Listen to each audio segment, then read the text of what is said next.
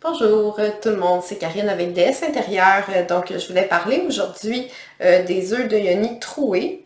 Donc, on voit ici qu'il y a un trou qui passe de là à là, ou là, de ici à l'autre côté. Ce qui fait qu'on peut insérer une corde de chanvre cirée à la cire d'abeille. Donc ça, c'est l'idéal, maintenant que j'y pense, je vais le dire tout de suite. Donc c'est l'idéal comme corde à utiliser avec l'œuf de Yoni. Donc c'est pas nécessairement ma méthode préférée d'utiliser l'œuf de Yoni, mais ça peut être utile quand on est quelqu'un qui est un petit peu stressé d'utiliser l'œuf de Yoni, qui a peur que l'œuf de Yoni reste pris dans le vagin et qu'il ne sorte plus. Ce n'est pas possible pour l'œuf de Yoni. Il ne va pas rester pris là. Et ça se peut qu'il soit là plus longtemps que ce que vous voudriez, donc plusieurs heures, plusieurs jours. C'est déjà arrivé à certaines personnes, mais il finit toujours par ressortir. Mais une des choses pratiques avec l'œuf troué, c'est que vous pouvez l'enlever quand vous voulez. Un peu comme un tampon, on le retire en tirant sur la corde, ben c'est la même chose. Vous avez le contrôle sur quand l'œuf va sortir, tandis que sans trou, ben là, on le met puis on ne sait pas quand il va ressortir.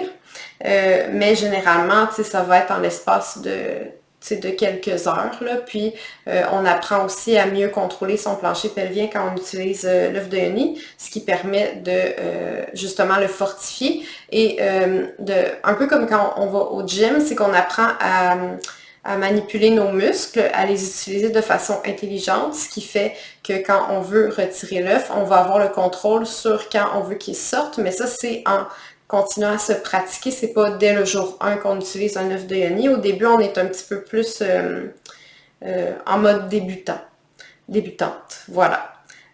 Sinon, une corde peut être utile pour les femmes qui sont plus avancées lorsqu'elles veulent utiliser un poids. Donc, on peut insérer supposons que c'est une cavité vaginale ici, puis là, dans le vagin, il y a l'œuf, ben on peut mettre au bout de la corde un petit poids, donc je sais pas moi, un petit sac là, tout mignon avec des petites des cristaux, des petits cristaux dedans, des petites roches. Puis là, ça fait un petit poids. Puis là, on peut faire des exercices de contraction et de décontraction, comme ça ici. Et on peut faire des exercices de balancement pour fortifier le plancher pelvien. Donc ça, c'est pour les femmes plus avancées. Donc ça peut s'utiliser, justement, comme je dis, de deux façons. Ça peut s'utiliser si vous avez peur de perdre l'œuf, puis que c'est un petit peu la seule barrière qui vous reste avant de faire l'essai et l'achat d'un œuf de Yoni. Mais si c'est la seule chose là, qui vous tracasse, ben au lieu de vous tracasser, ben prenez-en un avec un trou pour pouvoir insérer une corde. Puis si éventuellement vous êtes prête à l'utiliser sans la corde, ben vous pouvez, votre œuf n'est pas gaspillé, vous pouvez l'utiliser toute votre vie, puis juste enlever la corde et le mettre à l'intérieur du vagin sans corde. Puis là, il va faire le même effet qu'un œuf non troué. Puis pour le nettoyer, super important, on le nettoie normalement et on souffle dans le trou pour enlever toute poussière qui pourrait se retrouver dans le petit trou. Puis encore une fois, deuxième méthode, c'est les plus avancées quand on veut utiliser des poids.